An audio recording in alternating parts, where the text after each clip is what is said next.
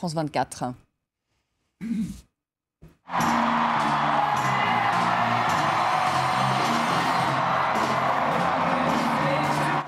C'est fini. Pour l'instant, on nous le dit en off. Personne ne veut faire de déclaration, mais selon nos projections, c'est fini. J'aurais tellement aimé être capable de répondre à vos attentes et conduire le pays dans une autre direction. Mais le pays a choisi un autre dirigeant. Avec Anne, nous nous joignons à vos prières pour lui et pour cette grande nation.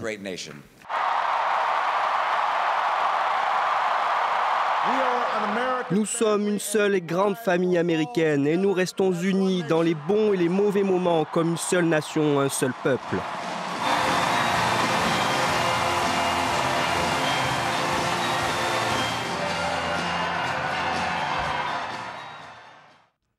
La victoire, c'était donc cette nuit à Chicago, aux alentours d'1h30 du matin. Ils sont rares, les présidents sortants en ces temps de crise, à avoir échappé à la sanction des urnes. Lui, il a réussi son pari, il a été réélu à la tête des États-Unis, et ce, malgré un taux de chômage qui frappe la population, taux de chômage de 8%. Vous voyez ici donc les images de la victoire hier soir à Chicago. Barack Obama avec sa femme Michelle et ses deux filles Malia et Sacha. Alors quels sont les défis qui attendent le 44e président des États-Unis? Quelle sera sa marge de manœuvre avec une Chambre des représentants qui reste à majorité républicaine? Eh bien, on en parle ce soir avec nos invités. On en parle avec vous, François Bujon de l'Étang. Bonsoir, merci d'être avec nous. Vous êtes ancien ambassadeur de France aux États-Unis. C'était entre 1995 et 2002. Bill Clinton était alors aux commandes du pays. Rolling Zheng, bonsoir. Vous êtes correspondant à Paris d'un quotidien de Shanghai qui s'intitule Wen Yuebao. On va parler avec vous des relations de la Chine et des États-Unis. C'est une relation qui est importante. Aujourd'hui, les États-Unis semblent avoir fait de l'Asie-Pacifique leur priorité. On en parlera avec vous. Vous êtes par ailleurs l'auteur de Les Chinois sont des hommes comme les autres, et c'est aux éditions de Noël. Et puis avec nous en direct de New York, Richard Attias, bonsoir. Vous êtes publicitaire, expert en communication, et vous organisez notamment le New York Forum, qui est la rencontre annuelle des décideurs politiques et économiques. Et d'une minute à l'autre, eh bien, nous serons cette fois en direct de Washington avec Jim Hoagland, qui est éditorialiste au Washington Post, qui est 2 fois prix Pulitzer. Le Washington Post, je vous le dis d'office, qui a pris ouvertement parti pour Barack Obama. Alors avant de commencer ce débat, on va tout de suite écouter le président américain. C'était à Chicago cette nuit, peu après l'annonce de sa victoire. Il appelle à l'unité de la nation. J'espère que nous pourrons tenir la promesse des pères fondateurs. L'idée selon laquelle en travaillant dur, peu importe qui vous êtes, d'où vous venez, à quoi vous ressemblez ou qui vous aimez, peu importe que vous soyez noir, blanc, hispanique, asiatique, indien, jeune, vieux, riche, pauvre, handicapé, homosexuel, hétérosexuel, vous pouvez y arriver ici en Amérique, si seulement vous avez envie d'essayer. Nous pouvons prendre en main notre futur ensemble. Nous sommes bien plus que des États rouges et des États bleus. Nous sommes les États-Unis d'Amérique.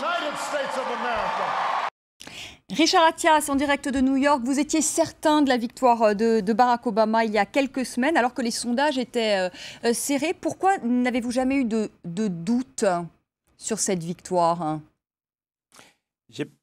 Écoutez, ce serait prétentieux de dire que je n'ai pas eu de doute. Pour être tout à fait franc et vous faire une confession, depuis 4-5 jours, j'ai eu un petit doute, car j'ai vu une remontée très forte de Mitt Romney. Et puis, beaucoup de personnes que je rencontrais ça et là, y compris à Chicago, où je dînais il y a 4 jours, des personnes qui avaient voté pour Obama il y a 4 ans et qui disaient qu'ils allaient voter pour Mitt Romney. Donc, il y a eu un petit doute. Pour autant, les raisons qui faisaient que j'étais un peu convaincu qu'Obama repasserait, c'est, je crois que plus que jamais, les États-Unis n'échappent pas à la règle d'être aussi confrontés à une crise sociale très forte. Et je crois que il ne faut pas, même si ça paraît paradoxal, oublier ce qui s'est passé au printemps arabe, oublier ce qui se passe en Europe, oublier Occupy Wall Street. Nous sommes vraiment aujourd'hui dans une problématique sociale. Et Obama incarnait mieux que quiconque pour les Américains, pour cette Amérique divisée, pour toutes les minorités, pour tous ceux qui ont été également nationalisés américains. Il représentait le seul espoir d'évoluer socialement. Le mariage pour les homosexuels, l'accès à la sécurité sociale. Et je crois que plus que jamais aujourd'hui, l'ensemble des décideurs politiques et économiques doivent prendre cette dimension. Il y a un changement complet dans le monde entier des attentes du peuple, et ces attentes sont sociales. À partir de là, il était celui qui incarnait le mieux la potentialité de réponse à ces attentes. Est-ce que vous diriez qu'il a fait une bonne campagne ? Il a fait une très bonne campagne et je dois dire que les deux candidats ont été extrêmement respectables. Et sur un plan purement littéraire, on veut dire qu'on a fait affaire à deux honnêtes hommes qui ont vraiment mis leur niaque, pardon de l'expression, leur foi, leur engagement. La campagne était très intéressante dans les dernières semaines. Les débats étaient débats de fond.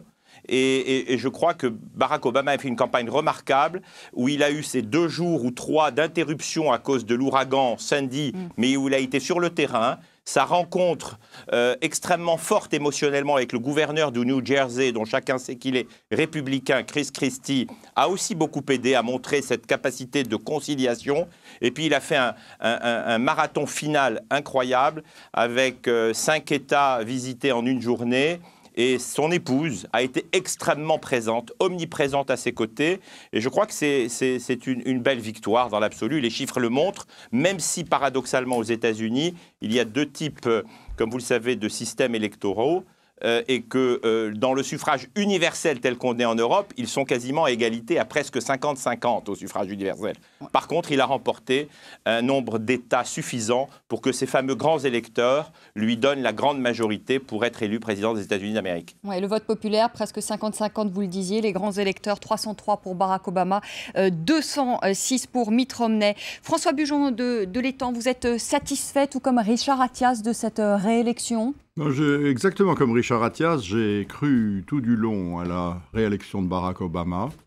Je n'ai eu qu'un petit moment de doute après les conventions et au moment notamment du premier débat dans lequel Barack Obama a été clairement en difficulté et ne s'est pas montré à son avantage. Mais il a rapidement repris, il s'est repris rapidement, il a de la vie générale dominé dans les débats numéro 2 et numéro 3 et dans les derniers 15 jours, on a senti tout de même que son avance se raffermissait plutôt qu'autre chose. Il est exact que l'ouragan Sandy l'a aidé dans la dernière ligne droite. Ça lui a permis d'abandonner sa casquette de candidat pour reprendre celle de commandant en chef et de président en exercice des États-Unis. Il n'a commis aucune erreur. Il a très bien géré la crise. Il a reçu en effet les compliments de Chris Christie, le gouverneur républicain du New Jersey, qui est une icône du Parti républicain. Il a bénéficié du ralliement du maire de New York, M. Bloomberg. Il a incontestablement raffermi son avance dans les derniers jours, dans la toute dernière ligne droite. Et est-ce que vous diriez également que c'est la victoire peut-être aujourd'hui d'une Amérique qui est peut-être plus proche de nous que celle de Mitt Romney, où l'État est plus présent, plus interventionniste? Oui, c'est certainement le cas. Et d'ailleurs, il suffit de voir ce que sont les sentiments des Européens, qui sont massivement pro-Obama d'une façon extraordinaire. C'est vrai en France, mais c'est vrai aussi en Allemagne, au Benelux, dans beaucoup d'autres pays européens. Les Européens auraient voté sûrement à plus de 70% pour Obama, parce qu'ils se sentent idéologiquement plus proches des démocrates qui ressemblent davantage à notre système social européen. Il faut dire aussi que le Parti républicain s'est beaucoup radicalisé au cours de ces dernières années, qu'il comporte une frange conservatrice et même réactionnaire extrêmement active et très très bruyante, ce qui a posé évidemment une très grande difficulté au candidat républicain qui doit faire le grand écart entre ses électeurs conservateurs de droite et les centristes sans lesquels il ne peut pas être élu. Il n'a pas réussi ce grand écart, il n'a pas réussi à être élu et le Parti républicain va avoir certainement de grandes difficultés dans les années qui viennent. Wolling Zheng, comment cette victoire a-t-elle été accueillie en Chine? La Chine qui a quand même été très durement attaquée dans cette campagne et notamment donc pour son yuan qui est sous-évalué aujourd'hui. Comment cette victoire a-t-elle été accueillie, même si Barack Obama l'a nettement moins critiqué, cette Chine, que Mitt Romney? Oui, en fait, Romney ou Obama, pour la Chine, c'est à peu près la même chose. Bien sûr, Obama, il a un avantage, c'est que les Chinois le connaissent très bien. Et surtout, la Chine est en train de changer ses dirigeants aussi. C'est demain, on le dit pour nos téléspectateurs, que c'est aussi un moment très important cette semaine, le 18e congrès du Parti communiste chinois. Si c'était Romney, alors ce sera un peu plus compliqué parce que les deux nouveaux dirigeants sans expérience, surtout Romney, sans expérience des affaires internationales, ce sera un peu plus dangereux. Et Obama, bien sûr, le futur numéro 1, Xi Jinping, chinois, le connaît déjà. Ils se sont rencontrés. Je crois qu'ils s'entendent parfaitement. Et surtout que au cours de 4 ans, la Chine et les États-Unis ont trouvé, je crois, une sorte d'entente pour éviter la Troisième Guerre mondiale, pour éviter surtout les conflits ouverts économiques et financiers. Et moi, je pense que même quelquefois, il y a une complicité entre la Chine et les États-Unis. Il y a 2 détails, je voudrais bien parler. Les Américains ont repoussé un exercice militaire avec le Japon qui devait être commencé le 8, justement le jour d'ouverture du 8e congrès, pour ne pas comment dirais-je, choquer les Chinois. Du côté chinois, la Chine a repoussé aussi un exercice militaire pour essayer un missile anti-satellite. Je crois que pour faciliter la réélection d'Obama, je pense que c'est un bon signe, Obama réélu. Les relations entre la Chine et les États-Unis auront un avenir plus facile à gérer. On va en reparler de ces relations entre la Chine et les États-Unis. Le premier défi qui attend évidemment Barack Obama, c'est l'économie, c'est la réduction aussi de la dette. Et pour cela, il va falloir négocier avec les républicains. Alors, ce qu'il faut rappeler, c'est qu'hier, il y a eu également donc, des élections, notamment à la Chambre des représentants, qui restent encore sous la houlette des républicains. Alors, le 44e président des États-Unis a tendu la main à l'opposition. Déclaration également de bonne volonté du côté de Mitt Romney. On les écoute. Je viens de parler avec le gouverneur Romney. Je l'ai félicité ainsi que Paul Ryan pour cette difficile campagne. Nous nous sommes affrontés parfois férocement, mais c'est uniquement parce que nous aimons profondément ce pays et nous nous préoccupons de son avenir. Dans les semaines qui viennent, je vais prendre le temps de parler posément avec le gouverneur Romney pour que nous travaillions ensemble à l'avenir du pays. Je viens d'appeler le président Obama pour le féliciter de sa victoire. Ses supporters ainsi que sa victoire méritent nos félicitations. Je leur souhaite bonne chance, notamment au président, à la première dame ainsi que leur fille. C'est une période de grands défis pour les États-Unis et je souhaite, dans mes prières, que le président puisse guider notre pays. Jim Hoagland, vous nous avez rejoint, éditorialiste au Washington Post. Il va falloir trouver un compromis, Jim Hoagland, avec les républicains, parce que finalement, on se retrouve dans la même configuration que la deuxième partie du premier mandat de Barack Obama. Est-ce que vous pensez qu'il va y avoir un réel effort qui va être fait des 2 côtés, à la fois du côté de l'opposition et du côté du président? Je crois qu'ils sont obligés de faire un grand effort cette fois-ci, parce que les résultats sont vraiment dramatiques pour ce pays. S'il n'y a pas d'action entre maintenant et le 1er janvier, il y aura une hausse des impôts et une réduction de dépenses qui veut dire que les États-Unis vont perdre 2 ou 3% de produit national l'année prochaine. Donc, c'est dramatique. Il faut faire quelque chose. Ça, c'est clair. Ce qu'on reproche, Jim Hoagland, à Barack Obama, c'est d'être un homme de dossier. En tout cas, c'est ce que certains disent, qui ne s'intéresse pas finalement suffisamment aux gens qui font la politique, qui ne fait pas suffisamment de lobbying, peut-être à la différence de ce que pouvait faire Bill Clinton, qui ne rencontre pas Bill Clinton. Il paraît qu'il jouait aux cartes avec des membres de l'opposition tard dans la nuit et qu'il essayait de trouver des compromis à l'arracher et que Barack Obama ne le fait pas. Est-ce que c'est vrai? C'est vrai. Ce président est plutôt un professeur. Il a une façon de parler aux gens d'une façon didactique qu'on n'aime pas. On n'aime pas recevoir les leçons de n'importe qui. Mais à cette fois-ci, Barack Obama a un grand atout, c'est qu'il ne peut pas se représenter pour un autre mandat. Il est obligé maintenant de finir son mandat, son deuxième mandat. Il est obligé d'entrer dans l'histoire et donc faire quelque chose. Et à ce moment-là, je crois qu'il est capable d'élever au-dessus de sa personnalité qui est un peu froide. Les gens disent même arrogant. Et ce n'est pas le moment d'être arrogant. C'est le moment d'être compréhensif, d'être gentil avec les autres qu'ils viennent de battre. C'était très élégant, son discours hier soir, et aussi celle de Mitt Romney. Ouais. Mais finalement, rencontrer avec Mitt Romney pour discuter l'avenir, ça a très peu de sens.